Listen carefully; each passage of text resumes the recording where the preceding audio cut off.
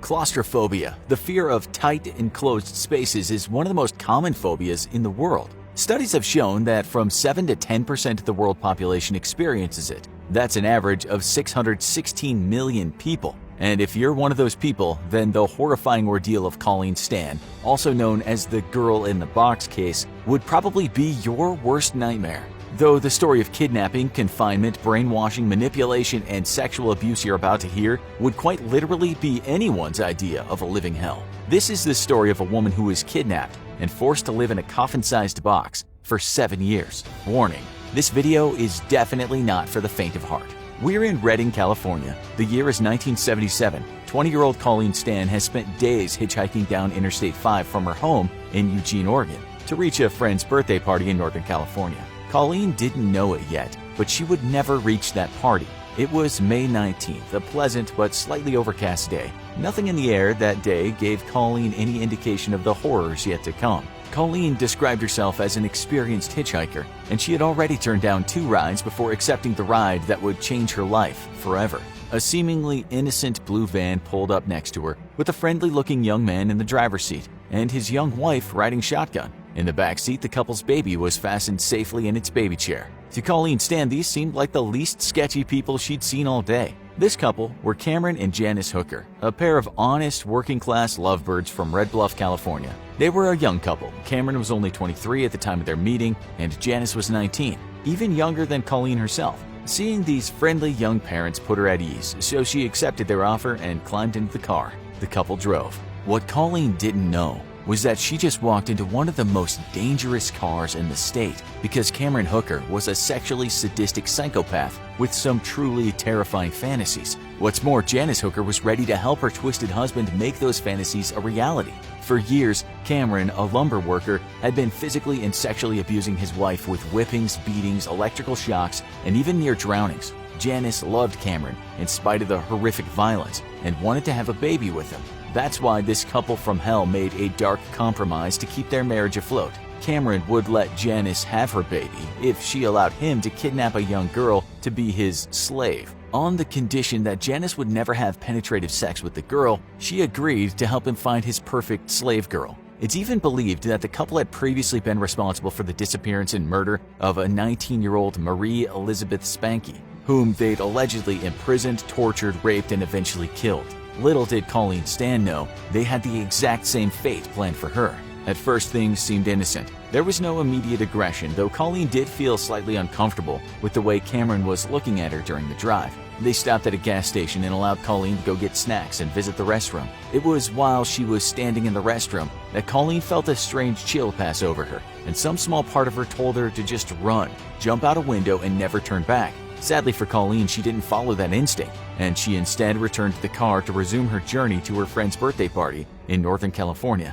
That peaceful drive didn't last long. Cameron soon veered off the road and pulled out a knife that he held up to Colleen's throat. He told her not to move or scream or he'd kill her. He then forced a homemade 20-pound wooden soundproof head box onto Colleen Stan and bound her to the chair with the help of Janice. When she was finally bound in place, they drove her 31 miles back to their home in Red Bluff, stopping once to grab some fast food during the journey. This was almost 350 miles from her hometown of Eugene, Oregon, making it even less likely the police would search for her there.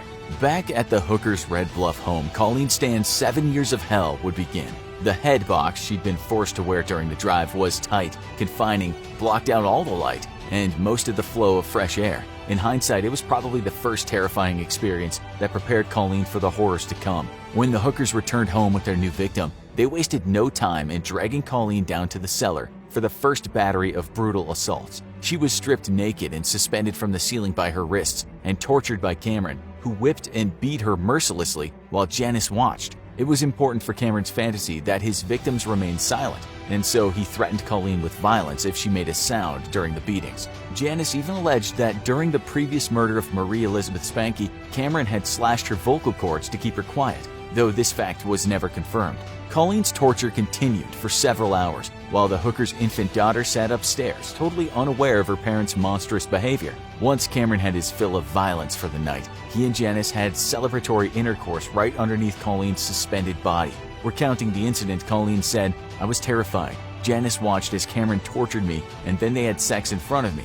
I was convinced they were going to kill me. But perhaps even worse than this being a reality, Cameron and Janice had no interest in killing her. They just wanted to dehumanize, objectify, manipulate, and torture her for years to come. After the hookers were done with their first night of sick games, Colleen was chained up and hogtied inside a crate-like box for storage. The more coffin-like box that made this case famous would come a few years later, though in many ways the conditions of this cramped, sweaty crate were no better, and Colleen was forced to spend 23 hours of the day trapped inside it. The couple would only drag Colleen out of the box in order to use her in their depraved sex games. While Cameron was clearly the most enthused in the violence, exactly how much pleasure Janice derived from all this is still unclear today. It's extremely possible that Janice was, in many ways, a victim of Cameron's violent and manipulative behavior too. While it doesn't excuse the 7 years Janice was complicit in the kidnapping and torture of Colleen Stan, it's clear that Cameron Hooker was a mastermind of games. Early on in the process, he established a twisted power structure between himself and Colleen.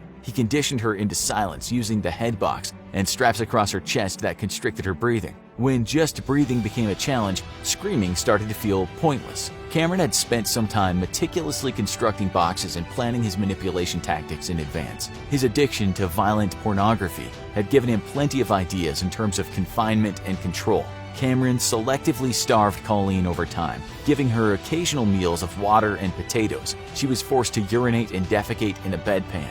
He made sure that Colleen would fear his presence, and his tortures grew even more painful and elaborate. Colleen was stretched on a medieval-style rack and left there for hours. She was then fed water and an egg salad sandwich, and then tortured for being perceived as ungrateful for the meal. This was the routine Cameron established: isolation, fear, starvation, one meal a day, and torture. Colleen was beginning to feel like she was losing her sanity as the days turned to weeks and months. On the outside, nobody suspected a thing. The hookers' neighbors always thought of them as the quiet types, as is often the case with murderers and maniacs, and never even imagined they'd be doing the things they were doing now. Meanwhile, back in Colleen's hometown of Eugene, Oregon, the Stan family had reported Colleen's disappearance to the local sheriff's department, but any attempts at finding her were hopeless. The police thought that Colleen had been kidnapped or killed by someone in Oregon, not a couple almost 400 miles away in Red Bluff, California. Tom Smith, a man who Colleen had impulsively married at 17 before breaking it off, was considered a prime suspect. Back in Red Bluff, Colleen was being kept on the rack for hours at a time, punctuated by occasional torture and sexual assault from Cameron. It was during this time that Cameron built the infamous coffin-sized box that would act as Colleen's prison for years to come. Fitted with a sleeping bag, earplugs, and a rudimentary ventilation system, the box became Colleen's world. She wasn't allowed to bathe. She lost over 20 pounds. She stopped menstruating. Her faith, memories, and will to survive were the only things keeping her around. Cameron had total physical control over Colleen, but he wanted total mental and legal control too. 8 months into her confinement, Cameron presented the young and terrified Colleen with a slave contract that appeared to be legally binding. According to the contract, she forfeited all rights to freedom and personhood, only going by the name Kay and referring to Cameron as her master. She was forced to sign the contract under threat of violence. He also convinced her that he had paid to register them with a shadowy agency referred to as the Slave Company, or just the company. Cameron told Colleen that if she ever escaped, the company would kill not only her,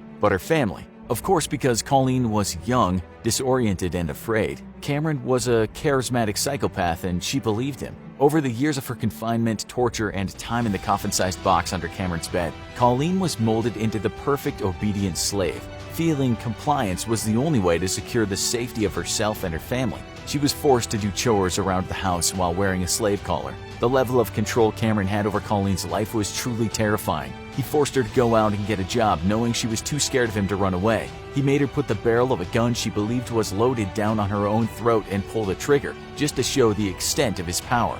Years into her confinement, he even allowed her to visit her family, once alone and once with him as her new boyfriend. Cameron had developed such a psychological stranglehold on Colleen through literal years of abuse. Even without the binding, she was locked up in his chains. Colleen would say and do nothing, fearing what the company would do to her and her loved ones if she rebelled. While her family was suspicious about their daughter's new living conditions, they ultimately said nothing, just feeling happy to know she was alive. After giving Colleen a little freedom for around a year, it was back in the box. Cameron thought he was invincible. However, what he didn't account for was Janice. She may have been afraid of him, But with her growing resentment over his broken promises, Cameron had sworn not to have sex with Colleen but had raped her countless times, and guilt over her part in the crimes drove her to action. After consulting with her church, one day in 1984 she decided enough was enough. On August 9th of that year, 7 years after Colleen's initial capture, Janice told her the truth. The contract was bogus and there had never been a company. Janice helped Colleen plan her escape from captivity. She bought a bus ticket out of town with money sent by her father and left the next day while Cameron was at work. She called him one last time from the bus stop and told him she was leaving and that his lies had no power over her anymore. Cameron cried and begged her to reconsider, but it was too late. She was gone. Colleen returned to her family and her life, and with Janice's testimony, which she gave in return for legal immunity, Cameron was found guilty of his horrific crimes and sentenced to over 100 years in prison. Colleen had undergone the fate many people would consider worse than death, but through sheer willpower she was able to survive. Though her life since then hasn't been easy. The trauma from her ordeal manifested in PTSD and a string of failed marriages. She still made a positive impact, now working as a social worker and mental health professional. She and Janice both live in California, though unsurprisingly, the two do not speak. Cameron had his latest request for parole denied in 2015 and will be eligible to apply for parole again in 2030. It's likely he knows a thing or two about confinement now, too. Thanks for watching this episode of The Infographic Show. If you want to hear more fascinating true crime stories about kidnapping, why not check out why 8% of people fall in love with their kidnappers? And these people disappeared and we still don't know what happened. In the meantime, don't accept any rides from strangers.